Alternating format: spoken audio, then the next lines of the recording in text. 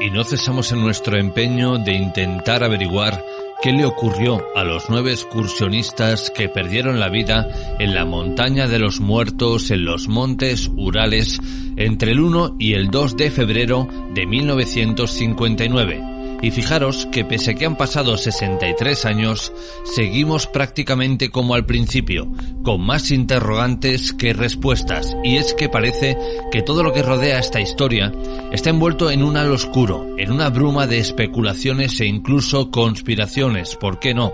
Y ahora queremos abordar una de estas tantas hipótesis que se han barajado y que quizá no sea de las más descabelladas, pero sí algo aterradora, porque vamos a hablar del Menk, del Yeti, o más conocido como el abominable hombre de las nieves.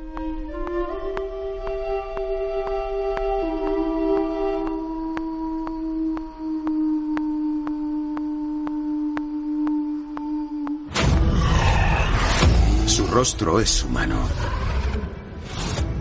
Tienen la cara idéntica a la nuestra. Camina sobre 2 patas. Dice que si nos ve mirándolo, nos atacará. ¿Pero será el Yeti algo más que una leyenda? Hizo algo así como... En esas tierras ronda una extraña criatura bípeda. Se han encontrado especies nuevas en lugares totalmente insospechados. Y para desgranar esta hipótesis, esta teoría que siempre está sobre la mesa cuando hablamos del incidente del paso Dyatlov, hoy nos visita de nuevo nuestro buen amigo Juan Antonio Sanz. Juan Antonio Sanz, bienvenido, ¿cómo estás? Hola, ¿cómo estamos? Pues sí, muy bien, y además deseoso de contar algunas de las cosas que he visto y he sabido del Snezhnye Člověk, del hombre de las nieves ruso, in situ, en algunos de estos lugares, y también en relación al caso Dyatlov. Juan Antonio, antes de profundizar en esta criatura quizás criptozoológica, quizás mitológica, o quizás no, quizás sea una realidad pura y dura, me gustaría preguntarte, ya que tú has tenido familia en la antigua Unión Soviética o la actual Rusia, que tú has vivido allí, sobre su secretismo, sobre su hermetismo. ¿Por qué digo esto? Porque en el caso del paso Dyatlov encontramos una figura muy importante, quizá el mayor investigador o conocedor de lo que allí pudo suceder, Lev Ivanov, y al parecer esta persona aseguró en su momento que, tuvo que poner en el motivo de la muerte de estos excursionistas como que fue algo sobrenatural, como que era algo inexplicable, pero incluso llegó a relatar que alguien del gobierno, quizá el KGB, lo llamó a una reunión y le dijo que tenía que dejar de investigar y que tenía que dejar de contarle a la gente lo que estaba averiguando sobre el incidente del paso Dyatlov.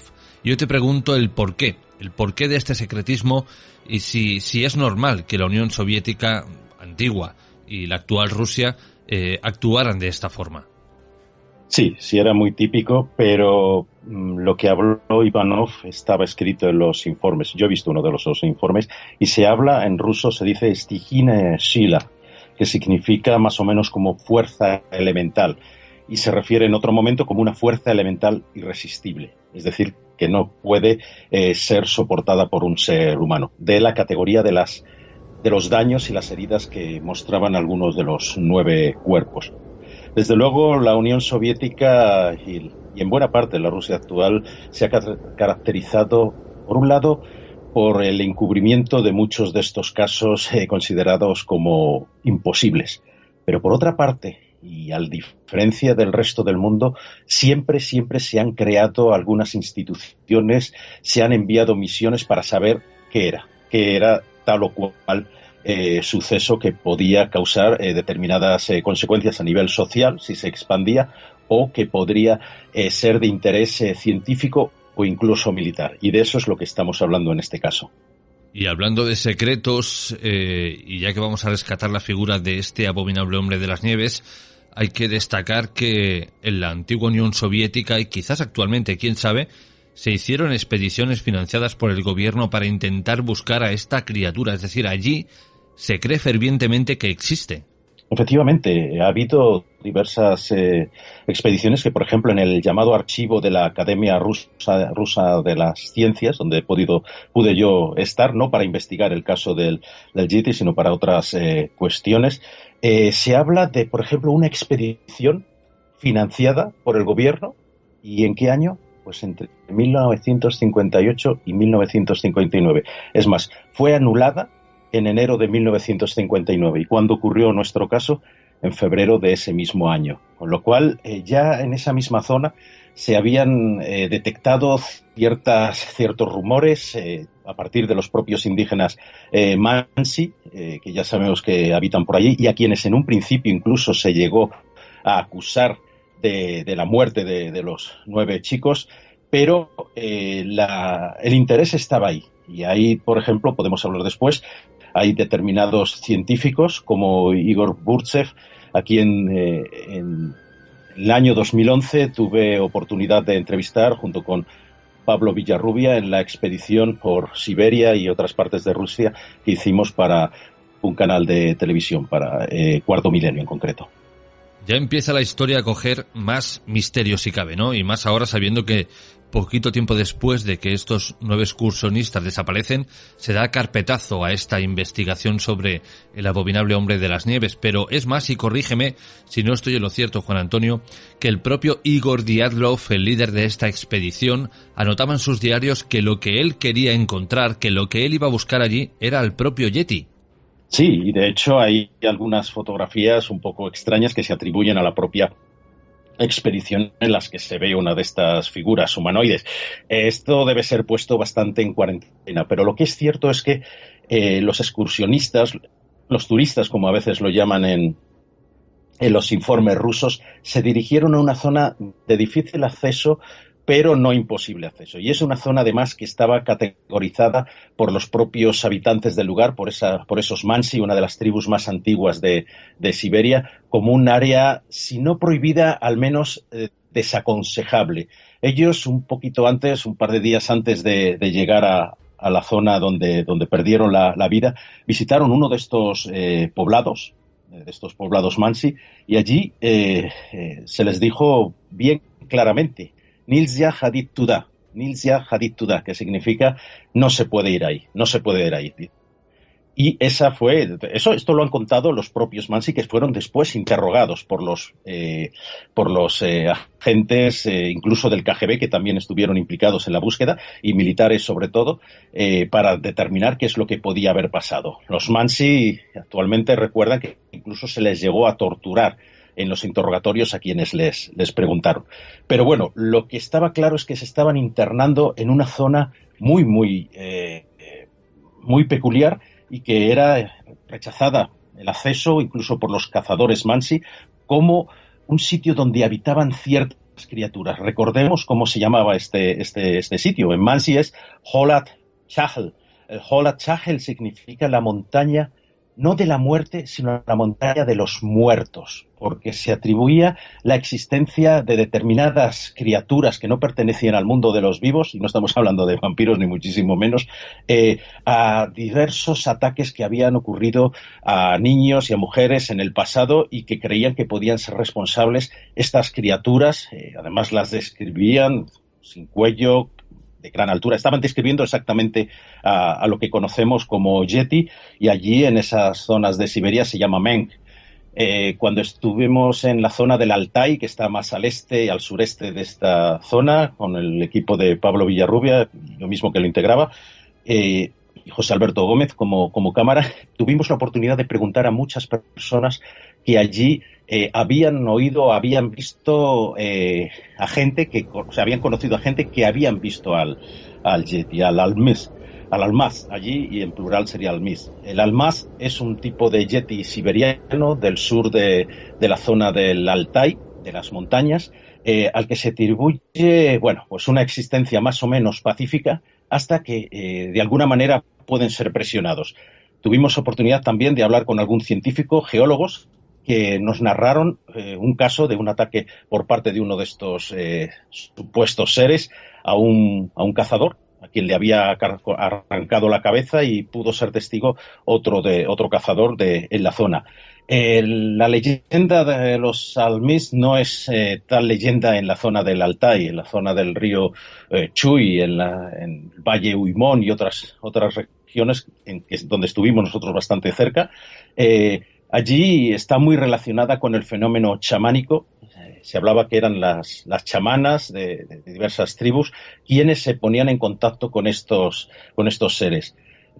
Por ejemplo, la señora Tuptigna, con quien tuvimos oportunidad de hablar, nos contó que en tiempos de su abuela este tipo de criaturas pues deambulaban casi por todas partes, bajaban a los poblados donde conseguían comida, y nos contaba que en tiempos de la Guerra Civil Rusa, es decir, hasta 1922, 1919, 1922 más o menos, fueron notables los encuentros con grupos de bolcheviques que se habían internado en las montañas buscando a las tropas de los rusos blancos, y que se habían producido matanzas de estos seres. También durante la Segunda Guerra Mundial hay algunos casos, esos están recogidos además con pruebas, con testimonios, quiero decir, por parte del ejército ruso, del ejército soviético, mejor dicho, y es muy interesante porque lo que vienen a decir es lo que comentaba. Estos seres a los que consideran no como animales, sino como un tipo de personas especiales, pues de alguna manera venían a huir de la presión humana, y cuando no podían, de alguna forma, pues se volvían muy, muy violentos. Tuvimos oportunidad en un valle del este de la República de Altai, que pertenece a Rusia, de hablar con el señor Karandashev. El señor Karandashev nos dijo que tenía unos 50 y algo años cuando se había topado con un ser de estos. Le estuvimos mostrando un montón de láminas y efectivamente él lo identificaba con uno de esos dibujos que se habían hecho de algunos yeti que se habían divisado en la cordillera del Himalaya. Entonces eso para nosotros era muy interesante, y cuando yo le pregunté, fue muy gracioso porque le pregunté que bueno, y que era hombre, era mujer. Entonces sé que me quedó mirando y dice, ¿cómo voy a saberlo? Salí corriendo inmediatamente, fue lo que me comentó este hombre. Hay muchos testimonios, muchísimos. Este científico, Igor Burtsev, a quien tuvimos también oportunidad de entrevistar, hablaba de más de 5.000 avistamientos, vamos a llamarlo así, de este tipo de seres, desde los Urales, que es donde precisamente ocurre la tragedia del paso de Dyatlov, hasta casi Yakutia, en el este, en la zona de Siberia profunda. O sea, son continuos las referencias a este tipo de seres. De ataques son menos numerosos los testimonios, pero, sin embargo, también ocurren. Testimonios, como estamos viendo, habéis encontrado muchísimos, pero pruebas fehacientes de la existencia de esta criatura. ¿Habéis tenido la oportunidad de poder ver alguna, de decir, oye, pues esto es algo totalmente irrefutable? Bueno, la nuestra no, desde luego, pero sí que hemos encontrado testimonios de que existen esas pruebas. El propio Burtsev habla de huellas, él sí que mostraba algunas, ¿cómo se dice esto? Algunas plantillas a base de escayola. Claro, todo es posible de ser susceptible de ser falsificado, desde luego, pero él tenía una confianza absoluta en que este ser existía. Él lo atribuía a una especie de neandertal que habría sobrevivido. Lo que pasa es que es un neandertal que, según estos testimonios, puede medir entre 2 metros y 2 metros y medio. O sea, estamos hablando de un homínido muy, muy alto, con una fuerza espectacular. Comparemos la fuerza que puede tener un chimpancé o un gorila, que son incluso más bajitos que un ser humano. En el caso del gorila quizá no, pero y si eso lo multiplicamos por una fuerza, por un tamaño, pues media estatura más, podemos tener a un ser que podría en un ataque ocasionar ese tipo de heridas, como sabemos ocurrieron en el caso de los jóvenes, con fracturas de cráneo, laceramientos tremendos, ruptura de costillas. Después se habla de que estos seres se alimentan de las partes blandas como corazón, hígado, pulmones y lenguas, y ya sabemos lo que ocurrió a la expedicionaria de nuestra misión Dyatlov, a Lyudmila, que le habían arrancado de raíz la lengua y había perdido también parte de la mandíbula. Entonces, sí, parece esto de locos y un poco, bueno, pues incluso de teoría conspiranoica, pero los relatos sobre los hombres de las nieves, sobre los yetis siberianos y rusos en general, y la zona esta de Dyatlov es un área muy cerrada y muy poco probable de probable visita, salvo algunas expediciones militares, para pensar que si en algún sitio pudo haber sobrevivido un homínido desde tiempos inmemoriales, podría haber sido ahí. Ahí tenemos, por ejemplo, la región de Kemerovo, que está un poco más hacia el este, donde en una de las cuevas se han encontrado también incluso se habla de pelos que han sido analizados y no aparecen como pertenecientes a un ser humano alguno. Eso está ahí, lo han recogido los medios rusos, que después pueda ser mentira, pues ahí ya no te puedo decir. En la cueva de Azazkaya, por ejemplo, se encontró una huella y de hecho se sacó la plantilla de escayola y está ahí también. Entonces, si no pruebas, hay muchos indicios. Hay también filmaciones, de la misma manera que se han sacado imágenes del Sasquatch en Estados Unidos, del Bigfoot, pues tenemos también de los Menk, de los Almasi, de los, por ejemplo, en algunas zonas de Siberia se le llama Kaukasia, de los Chuchuna también se les denomina, los Diev en el Pamir, los Almasti también en algunas otras zonas de Siberia. Es decir, tiene diferentes denominaciones. La denominación común es Sniezhny Chiloviek, que es Sniezhny es de nieve y Chiloviek es persona, la persona, los seres de las nieves. Entonces, sí que existen esas evidencias, sí que existen informes en la Academia de Ciencias rusa, están ahí. Y quien quiera puede ir a verlos. Yo he visto algunas de las fotografías que nos han enseñado algunos de estos antropólogos y científicos a quienes pudimos entrevistar, pero no se ha capturado a ninguno, eso está claro. Son unos seres, si es que existen, totalmente huidizos y que solo en determinadas circunstancias pues atacarían al ser humano.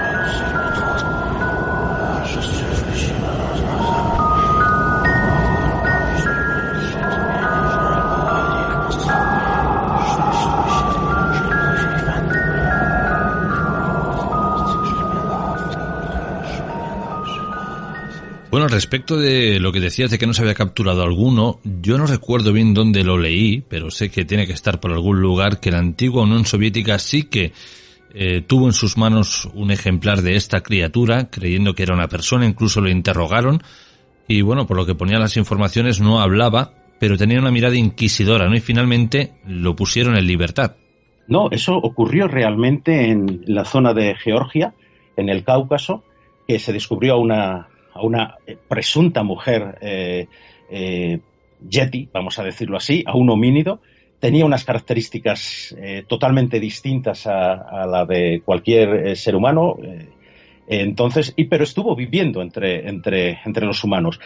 Y la genética debería ser muy parecida. Quizá estábamos hablando pues de una mutación o algo similar, pero al parecer esta mujer quedó embarazada y dio después a una generación de los que todavía se pueden ver. Si se buscan nuestros oyentes en esa zona, no recuerdo cómo la llamaban finalmente a esta mujer yeti o lo que fuera, no sé cómo podríamos denominarla, pero desde luego que hay fotos de sus últimos descendientes que ya no dejaron descendientes a su vez, y por tanto es una situación muy interesante. Pero en lo que nos referimos al caso Dyatlov, pues según vemos de los tipos de heridas y de la distribución de los cuerpos y la evidencia de que estaban escapando de algo, el hecho de que quisieran salir de la tienda de campaña del campamento principal, abriéndola, rompiendo desde dentro, fruto de un terror inmenso, es porque estaban escapando de algo que parecía que se les estaba metiendo dentro de la propia cueva. Después, los cuerpos, las heridas, pues apuntarían también a que algo les atacó de una fuerza tremenda. Había alguno que se había intentado subir un árbol. Cuando se habla, por ejemplo, de que podrían haber sido militares quienes acabaron de ellos, una persona no escapa de otra persona subiéndose a un árbol con terror. Normalmente escapa de un animal, que es el que le produce ese terrible espanto que lleva a movilizar pues esos instintos de intentar escapar subiendo a las alturas, pero no en el caso de que sea una persona. En el caso de que sea una persona, uno se enfrenta o se esconde, intenta mimetizarse con el terreno. Entonces hay muchas evidencias en estos... en todas las pruebas que se recuperaron en el caso Dyatlov, en las que, bueno, podríamos ver la posible sospecha de que algo, un ser, un animal, un ente, o lo que sea, pudo atacarlos. Y ahí, con la posibilidad de que fuera uno de estos Snezhniki, pues la verdad es solamente hay un paso para dar y descubrirlo. Después hay algunos autores que han incluso mezclado algunas de estas teorías. Se hablaba también de que podían haber disparado un misil porque se habían visto determinadas luces rojas y tal. Bueno, y hay autores que dicen que, bueno, posiblemente esas explosiones, esas pruebas que se hicieron no muy lejos de los lugares del lugar donde acamparon los muchachos, pues pudo haber asustado también hasta un estado de ira frenética a alguno de estos hombres de las nieves, de estos yetis.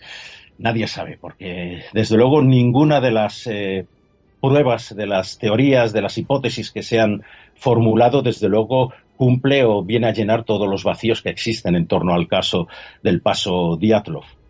Claro, si atendemos a estos rumores, si atendemos a estas historias, a lo que la gente cuenta sobre el Yeti, al parecer son seres pacíficos, de alguna forma tranquilos, amantes de la naturaleza, que, bueno, se alejan de la civilización, no tienen contacto con el ser humano, a menos que sea la inversa. Entonces, la pregunta está en el aire, Juan Antonio, ¿qué hicieron estos 9 excursionistas para enfadarlo o enfadarlos tanto que terminaran con sus vidas? Pues posiblemente, si esta pudiera ser la explicación, que yo también tengo mis dudas, pero desgraciadamente, y aunque parezca casi imposible, me parece la más plausible, porque desde luego ni extraterrestres, ni pruebas nucleares, ni cuestiones de otro tipo parece ser que puedan tener un poco de discernimiento, en mi opinión. Posiblemente ya desde que entraron en esa zona, en ese área de la montaña de los muertos, como les habían advertido los Mansi, no vayáis allí, no vayáis allí. Todavía, si se interroga hoy día, los Mansi hablan de los seres que viven en esas montañas, en esas zonas llenas de recovecos, de cárcavas perdidas, incluso en primavera o en verano. Esa zona del Halat Chahal, que es muy cerca del sitio donde ellos iban a un lugar que se llamaba Otortien, querían subir a esa montaña, se desviaron por la mala climatología y acabaron en Halat Chahal. Entonces, ya lo que hubiera ahí podría haberse sentido amenazado y podría haberle llevado le podría haber llegado o les podría haber llevado a atacar a los muchachos. Si además coincidió, como parece que está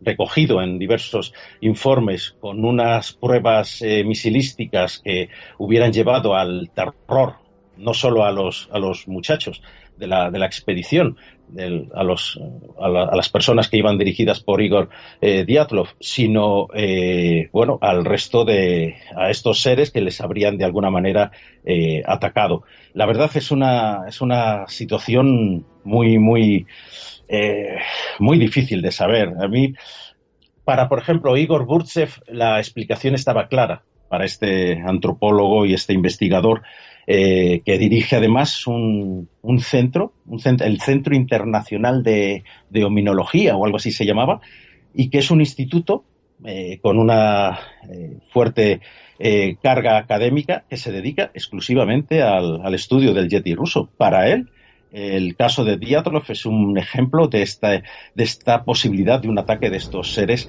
a seres humanos. Él lleva recopilando pruebas sobre esta criatura desde los años 70 y debe tener ahora casi 80, por lo menos. O sea, es un señor bastante ya de una provecta edad. Él habla de las características que se han descrito, los pies tremendos, en la altura cerca de los 2,5 metros, que no tienen cuello, todo eso coincide además, que hay muchas evidencias, él afirma, que existen muchas pruebas, yo no las he visto tales pruebas, pero desde luego indicios sí hay, que afirman que existe este ser, pero que nadie quiere escuchar.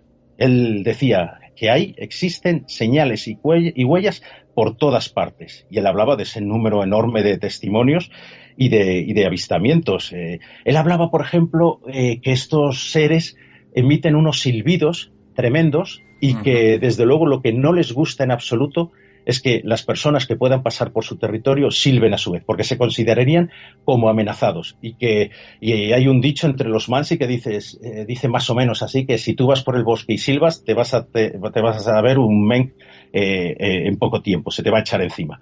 Entonces, si vas al bosque, desde luego no silbes, o tendrás esto. Después, también recoge lo que he comentado antes, lo de la carne blanda, que es lo que prefieren, aunque son cazadores de ciervos y de otros cérvidos que hay por la zona, y eso podría explicar pues algunas de las heridas que tenían algunos de los integrantes. Por ejemplo, a varios les faltaban los ojos y no habían sido unos animales que se los pudieran haber comido, porque habían sido cubiertos por nieve casi inmediatamente.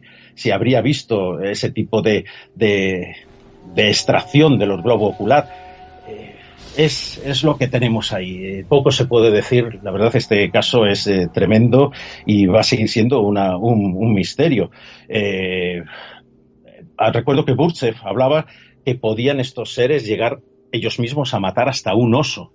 Los osos siberianos no son tan grandes como los grizzly de Estados Unidos o los osos pardos, pero desde luego tienen buen tamaño. Pero ya imaginemos pues a un ser de más de 2 metros lanzándose, musculoso, y lanzándose contra un plantígrado de estos, y podría machacarlo. O sea, carne y alimentos ellos tendrían en la naturaleza, pero desde luego no parece ser que el ataque a los seres humanos sea su pauta general, porque atacar a un ser humano significa que más seres humanos van a venir a buscarlo. Eso nos contaba la señora Tuktigina, y decía, no, esta gente, los almís, eran muy pacíficos y vivían bien con la gente de antaño, con la gente de antigua.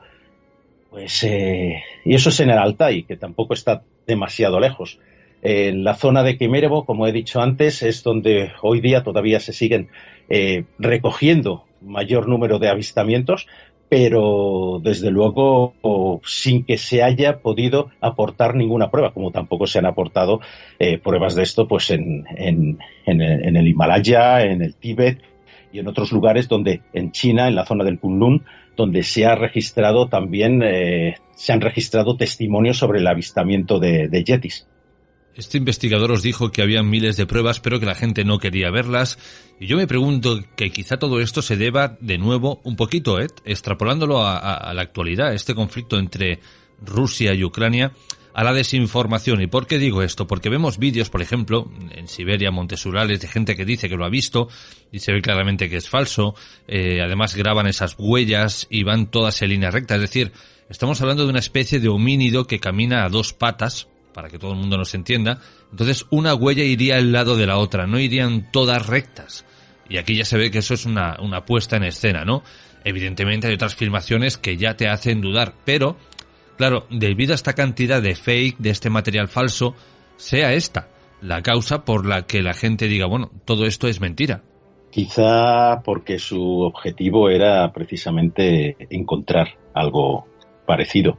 Entonces, desde luego, bueno, pues sí, una de las últimas, o la última fotografía fue también aquella, si creo recordar, que de las luces. Bueno, quizá ellos, hablando con los Mansi, quienes fehacientemente creen que este ser existe, que el Menk existe, hablando con los Mansi, llegaron a tal grado de convencimiento que dijeron tenemos que encontrarlo sí o sí. Y a eso fueron. No lo sabemos. La verdad es que realizar este tipo de expediciones, y estamos hablando de finales de enero, principios de febrero, cuando hay temperaturas bajo cero, de 20 grados bajo cero, incluso de hasta 30 grados en algunos valles más remotos, pues parece una locura, salvo que estés buscando algo muy, muy concreto y que tengas determinadas pruebas. Lo que es cierto es que las pruebas, los restos, material recopilado de esta expedición, que figuran por ejemplo, en Yekaterinburgo tienen algunas de estas pruebas y tal, de las fotografías que se tomaron, pero han desaparecido otras. Eso nos lo contaron uno de los geólogos que estuvo con nosotros hablando, y nos dijo que en Barnaul, que es en Altai, él nos comentó que la cuestión era que si faltan pruebas, tú no puedes dictaminar lo que se ha visto. Se han entrevistado después a testigos, miembros de la expedición que fue a buscarlos, que hablan de que había huellas diferentes de las nueve personas.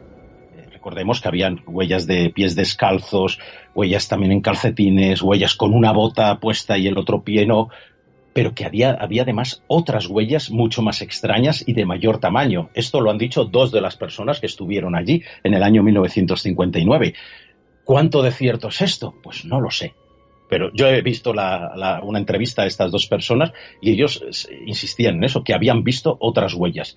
También que se había encontrado incluso una parte de una bota militar, lo que vendría a suponer que no que habrían sido asesinados los chicos por militares, pero que los militares habrían podido llegar a la zona antes y habrían quizá hecho desaparecer algunas de estas pruebas. Pero también es un poco absurdo pensar que se estaba ya empezando esa inquietud por la suerte de los chicos, que de pronto los militares pues no comuniquen ese hallazgo. Hay muchas incongruencias y muchas incógnitas al respecto.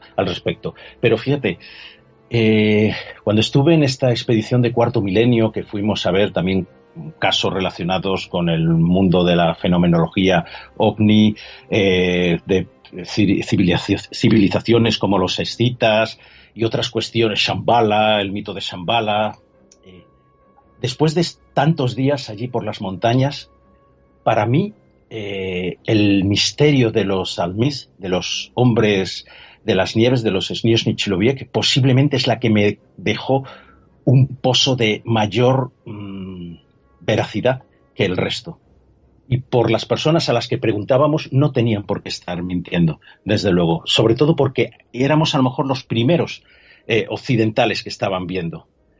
Yo puedo hablar ruso, con lo cual yo le preguntaba todas esas cuestiones en ruso, no necesitamos ni siquiera un intérprete, yo estaba sabiendo perfectamente lo que me estaba contando. Y, por ejemplo, este señor Karandashev, que tuvimos la suerte de pillarle, de él nos hablaba mucha gente y al final accedimos a la aldea donde estaba él viviendo, donde residía. La forma en que me miró, repito, considerándome como un estúpido, cuando le pregunté si era hombre, era macho o hembra, digo, no, salí corriendo, pero ¿qué se va a esperar usted? Hablamos también con un chamán que no nos quiso contar muchas cosas, pero la existencia de estas criaturas en muchas zonas de Rusia, desde luego, es una realidad para las gentes que allí viven, entre ellos, por ejemplo, los Mansi, que siguen contando leyendas y historias sobre la presencia de estos seres en los bosques, en bosques que no deben ser rodeados por el ser humano, porque pueden atraerse la ira de estas criaturas.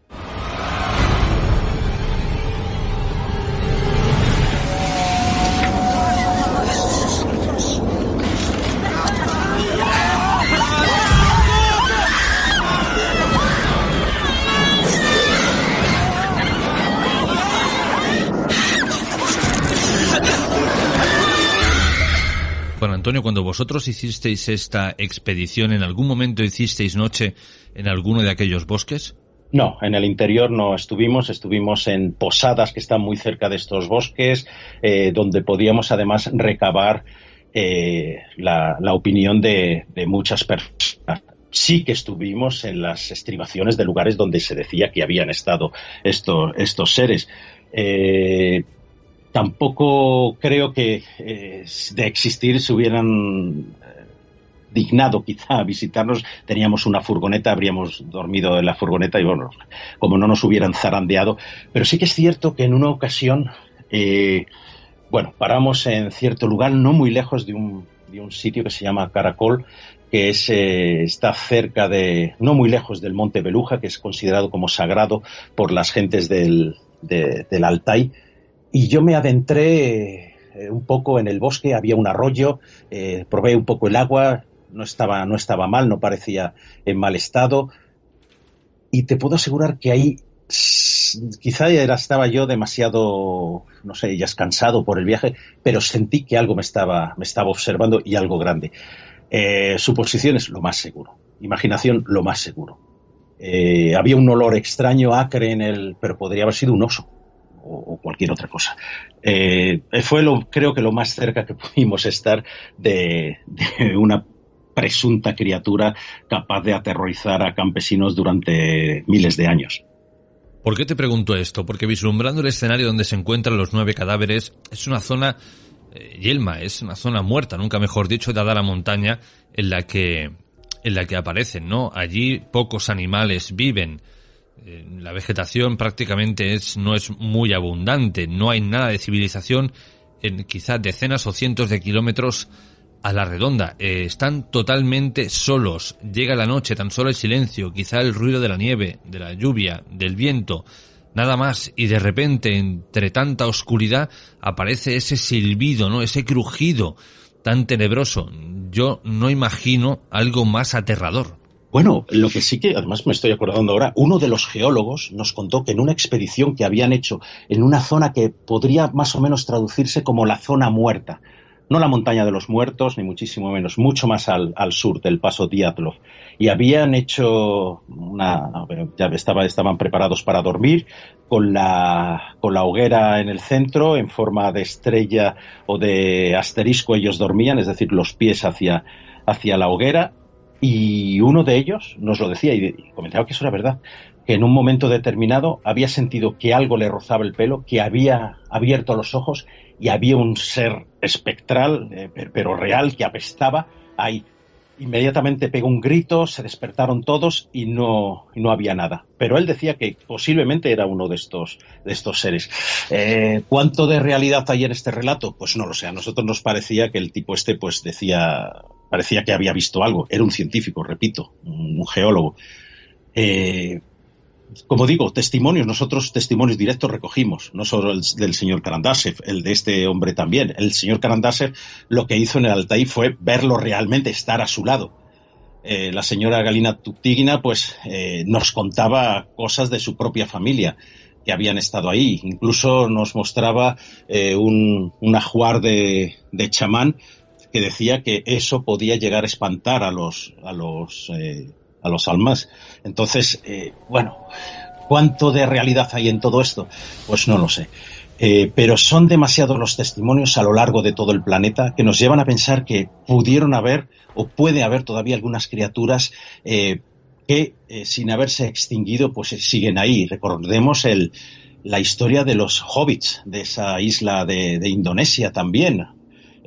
O por ejemplo, cuando yo viajé por el Amazonas en el año 2013 con el fotógrafo Gabriel Barceló, íbamos en busca del temido mapinguari, que es una especie de perezoso gigante extinto y es posiblemente que a lo mejor no se habría extinguido porque se han encontrado huellas, hay muchos testimonios del avistamiento, pero al mismo tiempo encontramos leyendas y relatos sobre los duendes del Amazonas, que son seres más o menos pequeños, de los que incluso ya habló Álvarez Maldonado, uno de los conquistadores españoles que estuvo por el río Beni y esa zona también del Amazonas en torno al Madre de Dios y demás, y nos contaban que estos seres ahí existían y que a ellos les tenían desde luego menos simpatía que a los caimanes o a las propias anacondas, las sicurí, que allí llaman. y lo daban como un hecho real. Por ejemplo, paramos en un poblado Eja y el capitán, que es como el jefe, me lo contaba y decía, es que claro que existen y se llevan a niños y a mujeres. No son muy habituales tales ataques, pero ocurren y de pronto aparecen. Y la descripción que nos daban era la misma que a muchos cientos de kilómetros en el río Acre nos describían también a los pigmeos del Amazonas, también con ese gran sombrero y el tipo de ornamentos que llevaban. Es decir, no sabemos, a pesar de que hoy día todo se puede ver con el Google Maps, sin embargo, lo que hay ahí dentro, debajo de las capas de selva, debajo de la taigá siberiana, de esos grandes bosques, en esas grandes montañas, eso casi es imposible saberlo. Lo que nos contó, por ejemplo, nuestro guía en la zona, Yev Chevalkov, un arqueólogo, él tenía conciencia también de la existencia de estos seres y decía que siempre su visión estaba asociada a las montañas, a macizos rocosos, como si de pronto pudieran esconderse, tuvieran pasadizos subterráneos. Y ahí ya enlazamos con el mundo intraterrestre, que, bueno, entonces ya estamos hablando casi de una locura. Pero quién sabe si son esas grandes cuevas, como la de Azazkaya, la que alberga a este tipo de seres. Acordémonos que no muy lejos también, en la zona del Altai, está la cueva donde se encontraron los restos de estos seres humanos que no son neandertales ni son humanos, que son, les he llamado restos humanos, pero no, son restos de homínidos que no son ni humanos, no son neandertales y pueden ser del llamado hombre o homínido de Denisova. Y esto es muy reciente. Y cada vez se van encontrando numerosos testimonios de que nos hablan precisamente de la existencia de seres homínidos que han convivido con el ser humano durante mucho tiempo y que a lo mejor no son estos Snies ni Chilovek, pero podrían ser otra cosa. Burtsev sigue insistiendo en que son neandertales, pero los huesos que se han encontrado en neandertales no nos hablan de gigantes. ¿Quién sabe? Querido Juan Antonio, llegamos al final de nuestra charla. Ha sido un placer que hayas puesto a nuestra disposición tu experiencia en este campo y tu investigación sobre este abominable hombre de las nieves. Un fuerte abrazo y hasta la próxima. Todo un misterio, tú lo has dicho. Igualmente, hasta la vista.